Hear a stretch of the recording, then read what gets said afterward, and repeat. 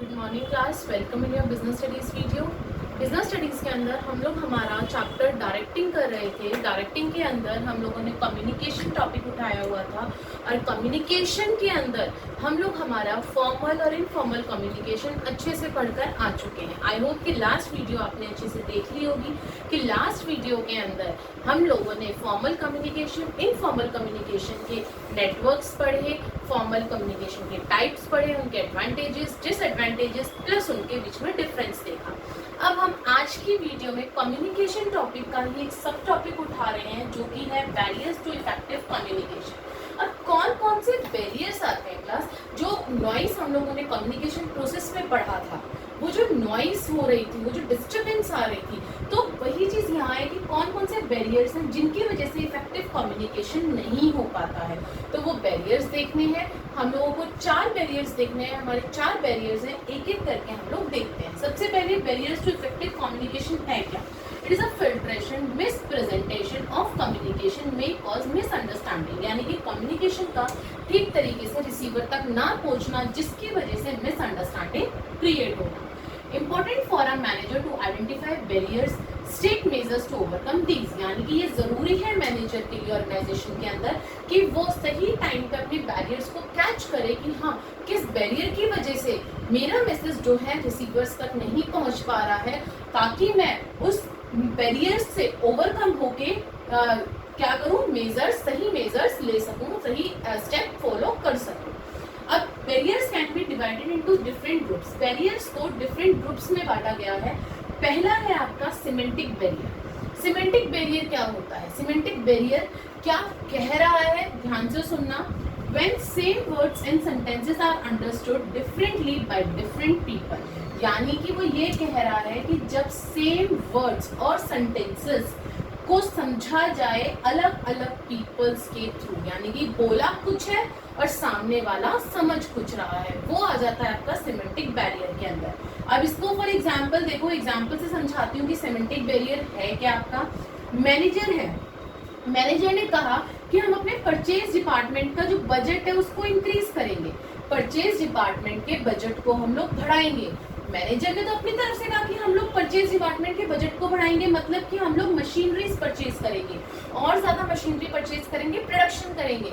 Manager ने ये कहा, लेकिन एम्प्लॉय ने क्या सोचा? बजट बढ़ाने का मतलब है हमारी सैलरी इंक्रीज होगी। तो देखो, एम्प्लॉय ने अपने तरीके से सोचा, मैनेजर ने अपने तरीके से सोचा। तो ये होता है सिमेंटिक बैरियर, जिसके अंदर कहा कुछ जाए और सुना कुछ जाए। क्लियर है? अब इसके कॉजेस पढ़ते हैं, क्यों होता है ये semantic barrier. Causes of semantic barriers, first है बैडली एक्सप्रेस्ड मैसेज। मैसेज को ठीक तरीके से एक्सप्रेस नहीं करना, lack of vocabulary, use wrong words, गलत वर्ड्स का यूज करना, वोकैबुलरी का सही ना होना, ओमिशन ऑफ नीडेड वर्ड्स, यानी कि वर्ड्स जो है वो आप ठीक तरीके से अपने एम्प्लॉय को नहीं बता रहे हैं, जैसा कि मैंने अभी आपको ऊपर एग्जाम्पल में बताया। नेक्स्ट है आपका दूसरा कॉज है सिंबल्स विद डिफरेंट मीनिंग। कई बार क्या होता है कि आप बोलते कुछ है, उनके स्पेलिंग डिफरेंट होती है लेकिन प्रोनाउंसिएशन सेम होती है। कैसे? Sometimes a word have different meaning, receiver understand other meaning. अब देखो एग्जांपल है प्राइस, बोला गया प्राइस, PRICE, लेकिन सुन लिया गया प्राइस, यानी कि गिफ्ट वाला प्राइस। बोला तो गया पैसों वाला प्राइस, लेकिन सुना गया प्राइस। देखो प्रोनाउंसिएशन दोनों की सेम है लेकिन दोनों का मतलब अलग है। उसी तरीके से बोला राइट, लेकिन आप लोगों ने सुन लिया लिखने वाला राइट, एम्प्लॉय ने सुन लिया लिखने वाला राइट। तो ये फर्क होता है कि जब आप लोग डिफरेंट मीनिंग, सेम सिंबल का डिफरेंट मीनिंग समझ लेते हैं। दूसरा कॉज। तीसरा कॉज है फॉल्टी ट्रांजैक्शन, यानी कि गलत मैसेज ट्रांसफर होना।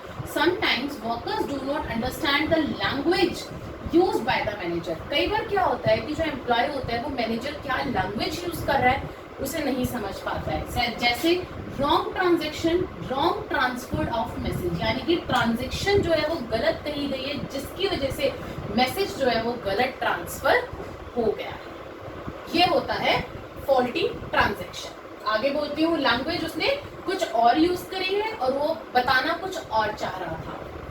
Fourth one is your unclarified assumptions, जिसके अंदर आप अपने आप एज्यूम कर लेते हो, वो क्लैरिफाई नहीं हो पाते हैं। समटाइम वर्कर्स में misinterpret assumptions. For example example, boss ने कहा you have to take care of goods. देखो अज्यूम कर लिया आपने अपने आप, बॉस ने तो कहा कि आपको गुड्स का टेक केयर करना है। अब बॉस का कहने का मतलब क्या था कि take care of quality of goods, कि गुड्स की क्वालिटी का ध्यान रखो, क्वालिटी घटिया नहीं होनी चाहिए।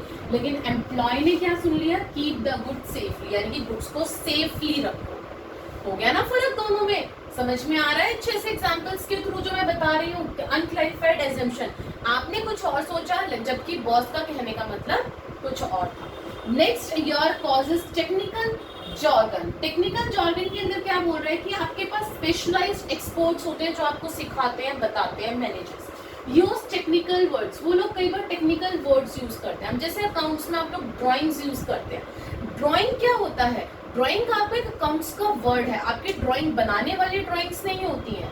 अकाउंट्स में ड्राइंग्स आप सबने पढ़ रखी है कि ड्राइंग्स का मतलब होता है कि जब आप लोग पर्सनल लेवल पे अपना ऑफिशियली जो आपका बिजनेस का अकाउंट होता है, उससे जब अपने पर्सनल किसी भी चीज के लिए पैसा विड्रॉ करते हैं, वो ड्राइंग्स कहलाता है, वो अमाउंट। फर्क हो गया ना? मैंने यहाँ पे अकाउंट्स के लैंग्वेज का वर्ड यूज करा, वहीं पर एक्सपर्ट्स जो है वो टेक्निकल वर्ड्स यूज करते हैं, लेकिन एम्प्लॉय उसका मतलब कुछ और निकाल लेते हैं। Maybe these words are not understood by workers. For example, manager ने बोला meeting of white collar employee today. अब देखो मैनेजर ने तो बोला कि meeting of white collar employee, यानी कि व्हाइट कॉलर एम्प्लॉयज की मीटिंग है आज। वहीं पर एम्प्लॉय ने क्या समझा कि meeting of employee wearing white collar shirts, कि जिन्होंने व्हाइट कॉलर की शर्ट पहनी हुई है उनकी मीटिंग है। जबकि मैनेजर का कहने का मतलब था that meeting of managerial level employee. White collar का मतलब होता है that managerial level of employee, यानी कि ऑर्गेनाइजेशन के अंदर जो मैनेजरियल यानी जितने भी मैनेजर्स हैं उन सबकी मीटिंग थी। और जबकि एम्प्लॉयज ने क्या सोचा कि जिन्होंने व्हाइट कॉलर पहन रखी है उनकी मीटिंग है। तो ये सारे कॉजेज हैं आपके सिमेंटिक बैरियर का। एक कॉज और है, वो हम पढ़ते हैं, फिर उसके बाद हमारा नेक्स्ट बैरियर देखेंगे। आई होप कि सिमेंटिक बैरियर आपको क्लियर हो गया होगा। यस क्लास, पॉइंट नंबर 6 कह रहा है body language and gesture recording. Body language और गेस्चर रिकॉर्डिंग के अंदर क्या कह रहा है कि verbal communication is not matching the body language, यानी कि आप बोल कुछ रहे हो, आपकी बॉडी लैंग्वेज से कुछ और समझ में आ रहा है। फॉर एग्जाम्पल, बोल तो मुंह से नहीं रहे हो लेकिन गर्दन हिला रहे हो हाँ की, तो इसका मतलब क्या है, जो कम्युनिकेट करना चाह रहे हो उससे आपकी बॉडी लैंग्वेज मैच नहीं हो रही है। वर्कर्स में गेट कंफ्यूज, तो उससे क्या होता है, जो वर्कर्स होते हैं वो कंफ्यूज हो जाते हैं। एग्जाम्पल देखिए, manager is telling a joke but there is a sign of anger on his face. और मैनेजर एम्प्लॉयज के सामने जोक तो कर रहा है लेकिन उसका जो फेस है वो एंगर वाला है, वो हंस के जोक नहीं कर रहा है, उसका फेस एंगर वाला है। तो वर्कर गेट कंफ्यूज, तो वर्कर कंफ्यूज हो जाएंगे कि भाई मैनेजर चाह क्या रहा है, गुस्से में हमें कुछ बोल रहा है या जोक कर रहा है, हम हंसें या ना हंसें, वो खुद कंफ्यूज हो जाएंगे वर्कर। तो ये आता है आपका बॉडी लैंग्वेज और गेस्चर रिकॉर्डिंग के अंदर। ये तो थे क्लास सिमेंटिक बैरियर्स के आपके कॉजेस। अब हम लोग पढ़ रहे हैं हमारा second barrier, that is your psychological barrier. Psychological barrier यानी कि इमोशनल और साइकोलॉजिकल फैक्टर्स जिसके अंदर आ जाते हैं। For example, frightened person may not communicate properly. अब देखो कोई पर्सन है, कोई वर्कर है, वो नया नया ज्वाइन करा है, वो डर रहा है, वो फ्राइटेंड है, वो ढंग से कम्युनिकेट नहीं कर पाएगा, वो फ्रीली अपने मैनेजर के साथ कम्युनिकेट करने में उसको प्रॉब्लम होगी। क्यों? क्योंकि वो फ्राइटेंड है।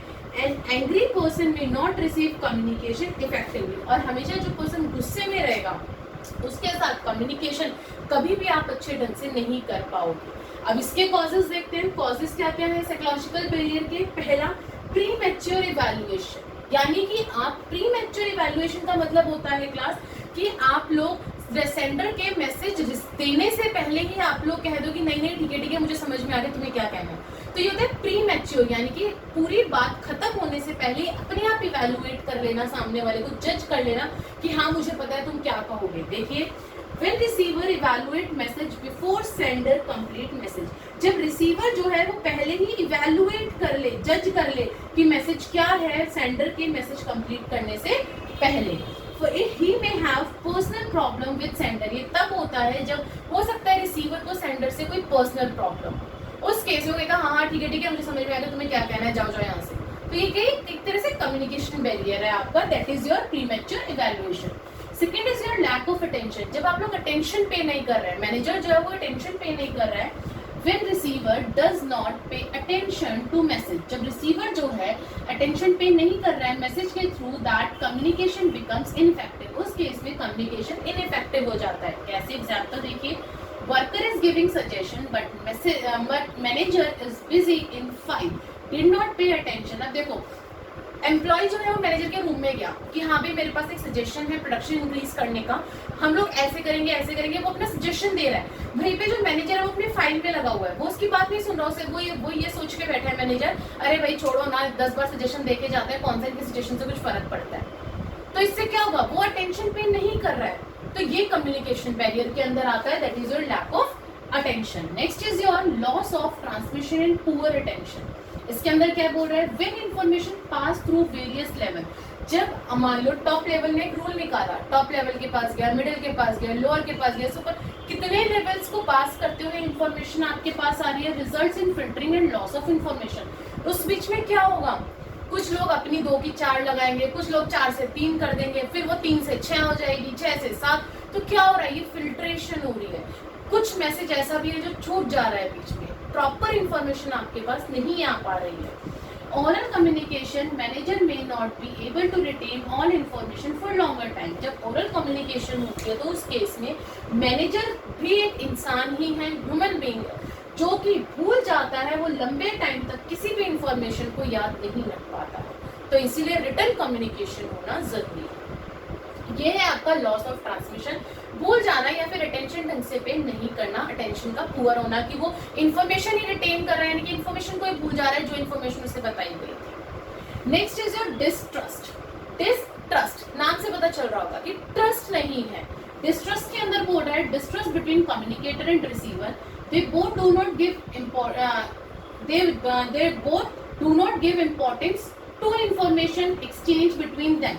दोनों ही इंपॉर्टेंस नहीं दे रहे हैं, ना कम्युनिकेटर सुन रहा है ढंग से, ना रिसीवर ढंग से, ना सेंडर ढंग से बता रहा है इंफॉर्मेशन को, ना रिसीवर ढंग से सुन रहा है, ना ही कम्युनिकेटर ढंग से बता रहा है, एक्सचेंज कर रहा है इन्फॉर्मेशन को, ना रिसीवर सुन रहा है। मतलब दोनों के बीच में ट्रस्ट ही नहीं है। उसे पता है कि ये जो भी कहेगा फालतू बोल के चला जाएगा, मैनेजर कहेगा ठीक है तू बोल ले और जा, मतलब ट्रस्ट ही नहीं है। या फिर ये होगा कि मैनेजर के पास बहुत सारा काम था, उससे नहीं हो पा रहा, अगर वो थोड़ी सी अथॉरिटी अपने नीचे वाले लेवल को दे करने के लिए, तो वो नहीं दे रहा कि नहीं मैं नहीं दे रहा, ढंग से काम करके नहीं देगा, डिस्ट्रस्ट है, ट्रस्ट नहीं है अपने एम्प्लॉय पे। तो ये भी आपका एक तरीके का साइकोलॉजिकल बैरियर का कॉज है। सो क्लास यहाँ पे हमने 4 साइकोलॉजिकल बैरियर के कॉजेस पढ़े, आई होप चारों समझ में आ गए होंगे। Next barrier is your organisational barrier. पहला हमने सिमेंटिक पढ़ा, उसके हम लोगों ने हमारे 6 कॉजेस पढ़े। सेकेंड हमने साइकोलॉजिकल पढ़ा, उसके हमने 4 कॉजेस पढ़े। अब हम लोग पढ़ रहे हैं organisational barrier, your third barrier. क्या है, factors related to organisational structure. ये वो बैरियर्स हैं, वो बाधाएं हैं जो कि organisational structure, authority, rules and relationships के बीच में आती हैं। अब वो क्या क्या है, उनके कॉजेस क्या है वो देखेंगे। पहला है ऑर्गेनाइजेशन पॉलिसी।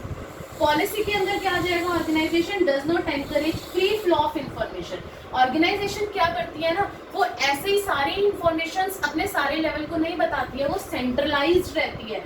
यानी कि ऐसा नहीं है कि जो बहुत अपने तक टॉप लेवल ये सोचता है, जो हमारे तक रखने वाली बात है वो भी हम लोग हमारे से नीचे वाले लेवल को बताते हैं, ऐसा नहीं होता है। तो जो इंफॉर्मेशन है उसका फ्री फ्लो नहीं होता है class.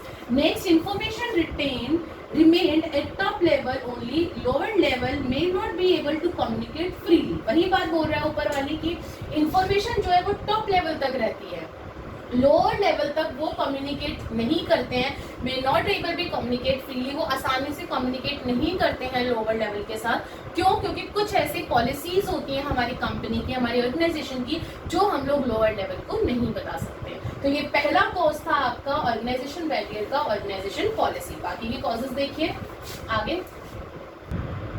Yes class, organisation barrier का अभी हम लोग एक कॉज पढ़कर आए, अब हम लोग सेकंड पढ़ रहे हैं, दैट इज योर, पहला हमने पढ़ा था अभी ऑर्गेनाइजेशन पॉलिसीज। अब हम लोग पढ़ रहे हैं रूल्स एंड रेगुलेशंस। इनके अंदर कैसे प्रॉब्लम्स आती है, रिजिड होते हैं रूल्स एंड रेगुलेशंस, जितने भी रूल्स एंड रेगुलेशंस होते हैं they all are rigid. Red tapism आता है जिसकी वजह से delay in flow of information, delay in action. अब देखो, अब इंफॉर्मेशन जो है, रूल्स एंड रेगुलेशंस जो है पहले टॉप लेवल लेगा, उसके बाद हमारा मिडल पे आएगा, मिडल से फिर लोअर पे आएगा, लोअर से फिर सुपरवाइजरी, तो कितना टाइम लग जाएगा क्लास इस इंफॉर्मेशन को फ्लो होने में, कितना डिले होगा, और जितना ज़्यादा डिले होगा एक्शन में उतना ही डिले आता चला जाएगा। तो एक्शन में भी डिले हो गया, तो इसीलिए बोल रहे हैं कि रूल्स एंड रेगुलेशंस के बीच भी आपका कम्युनिकेशन बैरियर आता है। Next is your status difference. कई बार ना स्टेटस का भी डिफरेंस आ जाता है क्लास, यू नो दैट।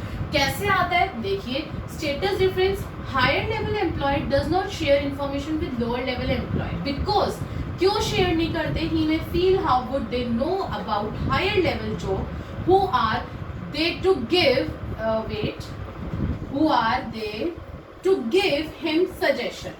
यानी कि ध्यान से सुनना इस पॉइंट को, क्या कह रहा है वो ये बोल रहा है हायर लेवल लोअर लेवल को कोई भी इंफॉर्मेशन शेयर नहीं करता, क्योंकि उन्हें ये लगता है how would they know about higher level job. वो लोग अगर हमारी जॉब के बारे में जानने लग जाएंगे, अगर लोअर लेवल जो है हायर लेवल सोचेगा हाँ हमारी जॉब के बारे में जानने लग जाएंगे, तो क्या वो हमारी जॉब की पोजीशन पे आके नहीं बैठ जाएंगे। हु आर दे, वो होते कौन है, टू गिव हिम सजेशन, हम लोगों को सजेशन देने वाले। अगर उन लोगों को हमारी इतनी नॉलेज होती तो वो तो हमारी पोजीशन पे होते आज के टाइम पे। तो अहम की यानी कि मैं की भी कई बार बात आ जाती है, ये भी आपका एक बहुत बड़ा बैरियर होता है स्टेटस डिफरेंस, यानी कि जिसे कहते हैं हम लोग स्टेटस डिफरेंस, हायर लेवल और लोअर लेवल का। नेक्स्ट है ऑर्गेनाइजेशनल फैसिलिटीज। कई बार फैसिलिटीज का भी बैरियर होता है। कैसे, in large organisation free and effective flow of information is possible only when there are some facilities exist. अब लार्ज ऑर्गेनाइजेशंस के अंदर भी इतना आसान नहीं होता है कि हाँ भाई इन्फॉर्मेशन को फ्लो हम लोग बहुत आसानी से करें, नहीं, वो सिर्फ तभी पॉसिबल है जब आप सोशल गेट टुगेदर और कंप्लेंट बॉक्स वगैरह अपनी ऑर्गेनाइजेशन के अंदर लगा के रखोगे। अगर आप सबके साथ ऑर्गेनाइजेशन में गेट टुगेदर नहीं करोगे, आप सबके साथ इनफॉर्मल कम्युनिकेशन नहीं करोगे, तो कैसे फ्री फ्लो होगा इन्फॉर्मेशन का, नहीं हो सकता ना। तो इसीलिए सोशल गेट टुगेदर और कंप्लेंट बॉक्स लार्ज ऑर्गेनाइजेशन के अंदर होना जरूरी है, नहीं तो ऑर्गेनाइजेशन फैसिलिटीज के थ्रू आपका बैरियर आएगा ही आएगा कम्युनिकेट करने में। क्लियर, ये हमने पढ़े 4 हमारे कॉजेज ऑर्गेनाइजेशनल बैरियर के। अब बारी आती है last barrier is your personal barrier. Personal barrier क्या होता है, personal factors of sender and receiver, यानी कि सेंडर और रिसीवर को कुछ पर्सनल बैरियर्स हैं। कौन कौन से हैं देखते हैं। Some personal barriers are lack of confidence of superior in his subordinate, यानी कि मैनेजर ये कहता है, सुपीरियर ये कहता है कि भाई मुझे मेरे सबऑर्डिनेट पे विश्वास नहीं है, कॉन्फिडेंस नहीं है, कम कॉन्फिडेंस है। कैसे, superior does not trust in subordinate. Superior जो है, जो हायर लेवल है, वो अपने एम्प्लॉय के ऊपर, अपने सबऑर्डिनेट के ऊपर ट्रस्ट नहीं करता। They do not pay attention to his advice suggestion. वो अगर मान लो सबऑर्डिनेट को एडवाइस देने आए हैं कि हाँ भाई हम लोग हमारी प्रोडक्शन इंक्रीज कर सकते हैं, कैसे कर सकते हैं, उसका सजेशन देना है, लेकिन जो सुपीरियर है वो उसकी बात सुनेगा ही नहीं, क्योंकि उसे लगता है कि भाई हमारे सबऑर्डिनेट के अंदर कोई भी कैपेबिलिटी नहीं है, वो कुछ नहीं बता सकता, उनसे सिर्फ हमें काम लेना है बस। तो इसीलिए ये बैरियर भी बहुत बड़ा बैरियर होता है, lack of confidence of superior in his subordinate. Next barrier आता है लैक ऑफ इंसेंटिव्स। अब देखो, जब ऊपर सुपीरियर ये बोलेगा कि भाई तुम्हें तो कुछ नहीं आता, हम तुम्हारा कोई सजेशन नहीं सुन रहे, इग्नोर करेगा, तो जो एम्प्लॉय है वो क्यों खुद आके आगे इनिशिएटिव लेगा। कल को कुछ गलत भी हो रहा होगा, एम्प्लॉय को पता है कि हाँ गलत हो रहा है, तब भी वो इनिशिएटिव नहीं लेगा, वो तो कहेगा ये तो हम पे विश्वास ही नहीं करते, तो फिर हम क्यों आगे बढ़ के इनिशिएटिव ले। यही बोल रहा है, if subordinates are not given chance for communication, अगर आप सबऑर्डिनेट्स को, अपने एम्प्लॉयज को चांस नहीं देते हैं कम्युनिकेट करने का, then they do not take initiative to give suggestion, तो वो खुद ही आगे नहीं आएगा, वो खुद ही पीछे हट जाएगा। बेइज्जती कराने से अच्छा है कि हम पीछे रहें, हम क्यों बोले जब एक बार किसी ने हमें बोल दिया। तो lack of initiative, subordinates initiatives नहीं लेते हैं, ये भी एक बैरियर है। नेक्स्ट है fear of authority. Sometimes superior conceal, hide information if they have fear of losing their authority over subordinate. अब कुछ एक ऐसा काम है, 1-2 काम ऐसे काम होते हैं सुपीरियर के जो कि वो अपने सबऑर्डिनेट्स के साथ शेयर नहीं करते। क्यों? क्योंकि अगर सबऑर्डिनेट को वो काम करना आ गया तो टॉप लेवल जो है वो सबऑर्डिनेट से ही काम करवाने लग गया, तो यानी कि सुपीरियर को डर होता है अपनी अथॉरिटी का, अपनी जॉब पोजीशन का, कि कहीं उससे वो जॉब पोजीशन छीन के उसके सबऑर्डिनेट को ना दे दी जाए। सुपीरियर को डर होता है इस चीज का। तो फियर ऑफ अथॉरिटी होती है सुपीरियर के अंदर कि सबऑर्डिनेट को अगर मैंने सारी इंफॉर्मेशन बता दी, अगर उसको सब कुछ पता चल गया, तो ऐसा होने के चांसेस हैं कि वो मेरी जॉब पोजीशन ले सकता है।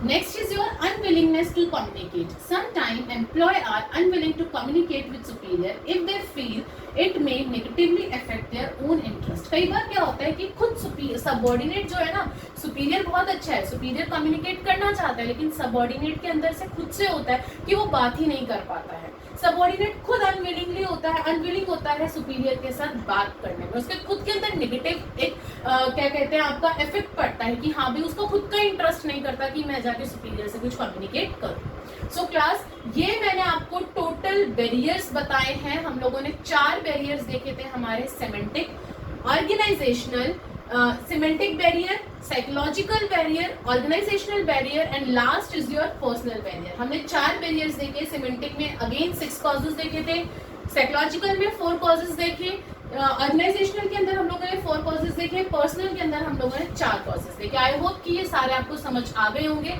अब अगर वो कहते हैं ना कि बीमारी है तो उसका इलाज भी जरूर होगा, उसी तरीके से अगर बैरियर्स हैं तो उनको इम्प्रूव करने के तरीके भी तो होंगे। So how we are improving these communication barriers, हम लोग इस कम्युनिकेशन को इफेक्टिव कैसे बनाएं, इन बैरियर्स को खत्म कैसे करें।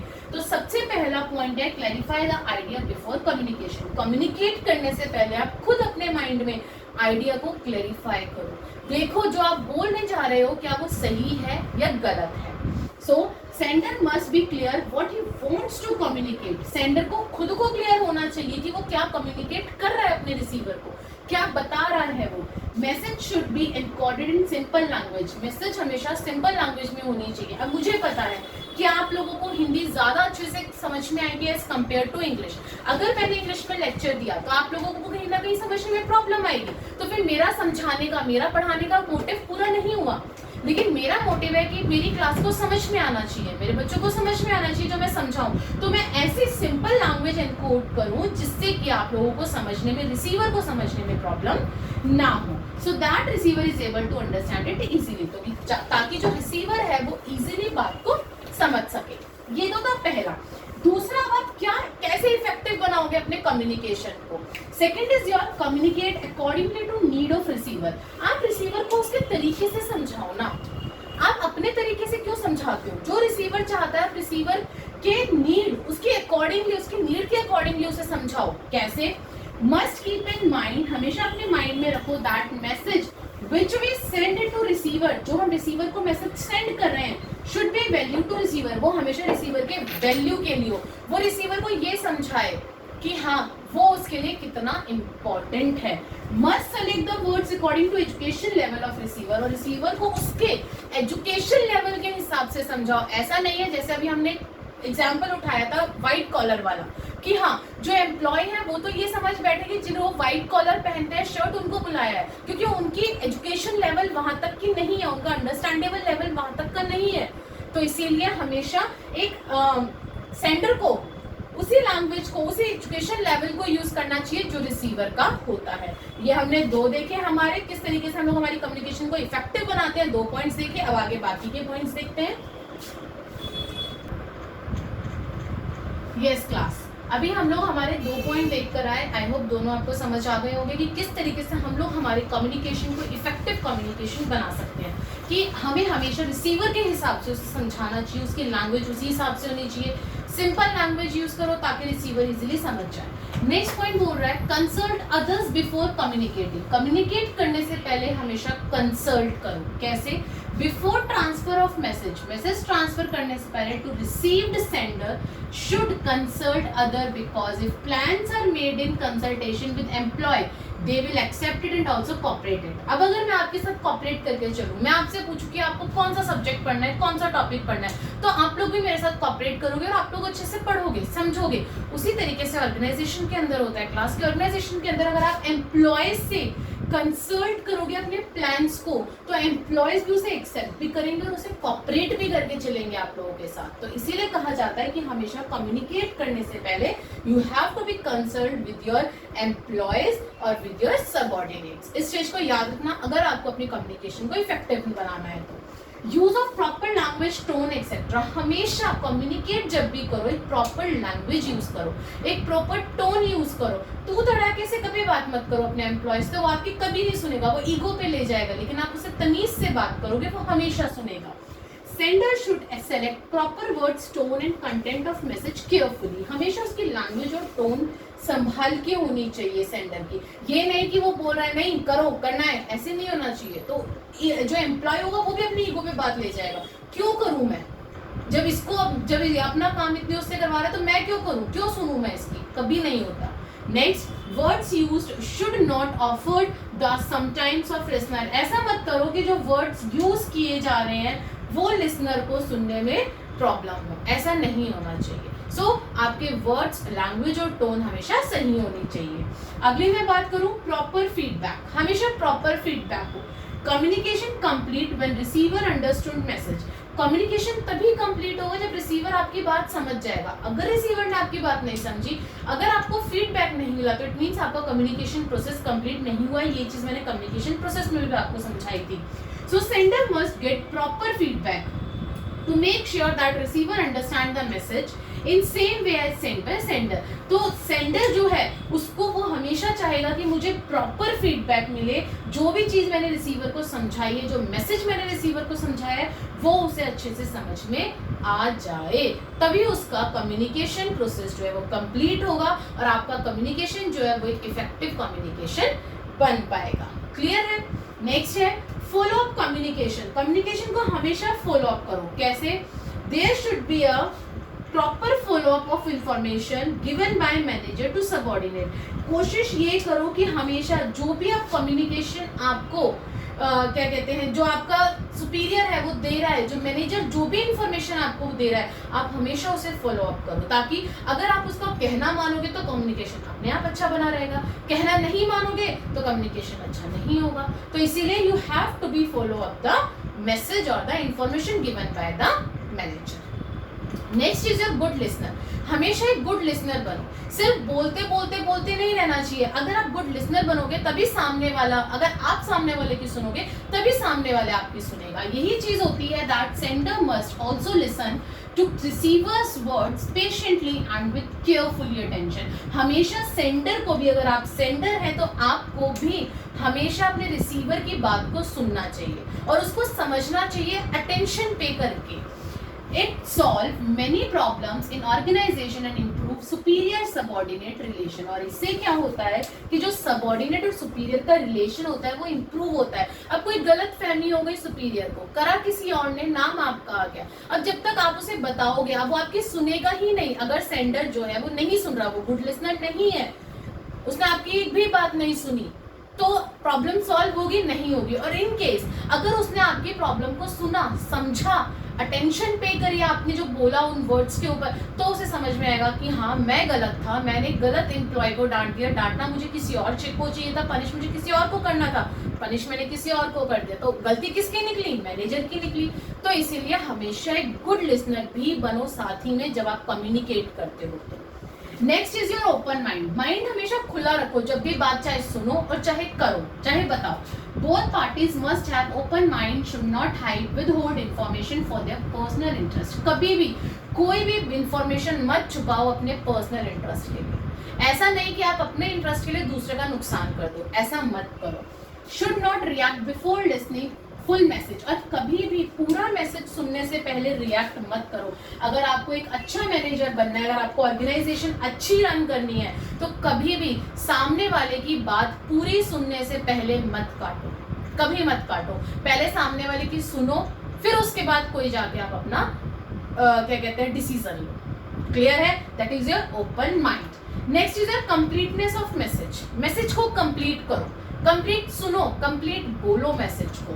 Message should be given completely. Receiver should not be left गेसिंग, लीड्स टू मिसअंडरस्टैंडिंग. ऐसा मत करो कि आपने अपनी बात बोल दी, सामने वाला बोलना स्टार्ट किया, सामने वाले ने, आपने तो फोन रख दिया, आपने उसकी सुनी ही नहीं और आप चल दिए. ऐसा कभी नहीं होना चाहिए. इससे मिसअंडरस्टैंडिंग्स बढ़ती है. हमेशा मैसेज को कंप्लीट होने दो, कम्युनिकेशन प्रोसेस को कंप्लीट होने दो, तभी आपका कम्युनिकेशन इफेक्टिव कम्युनिकेशन बन पाएगा. Last is your communication for the present as well as for future must meet the need of present organisation as well as for future organization.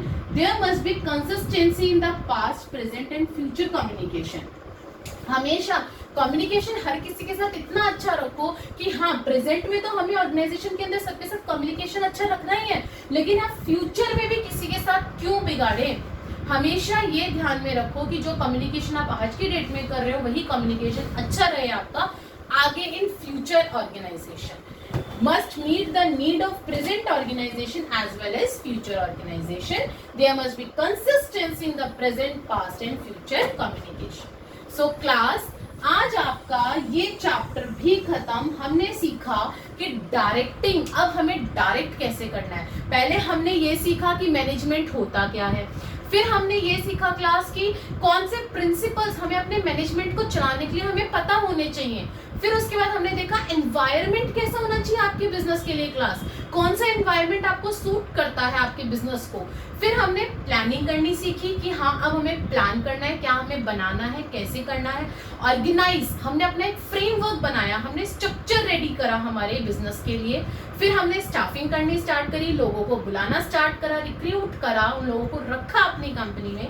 फिर उसके बाद हमने डायरेक्ट करा, हमने लोगों को सिखाया बताया कि जी आपको क्या काम करना है, कैसे करना है। अब अगला जो हमारा होगा काम, हमने उन्हें काम भी दे दिया, अगला चैप्टर होगा, अगला काम होगा हमारा उनको कंट्रोल करना, controlling. That is your next chapter also, जो कि अब हम नेक्स्ट वीडियो के अंदर पढ़ेंगे। आई होप कि यहाँ तक आपको आपका बिजनेस स्टडीज के सारे चैप्टर्स अच्छे से क्लियर हो रहे होंगे। आपने ये सारी वीडियोस देखी होंगी ताकि आपको कोई डाउट किसी भी टॉपिक में ना रहे। और इन केस अगर डाउट है तो please right me in the comment box and please like share and subscribe the channel so that अब जो नया टॉपिक, नया चैप्टर हम स्टार्ट करने वाले हैं वो आप तक इजीली पहुंच सके। Thank you.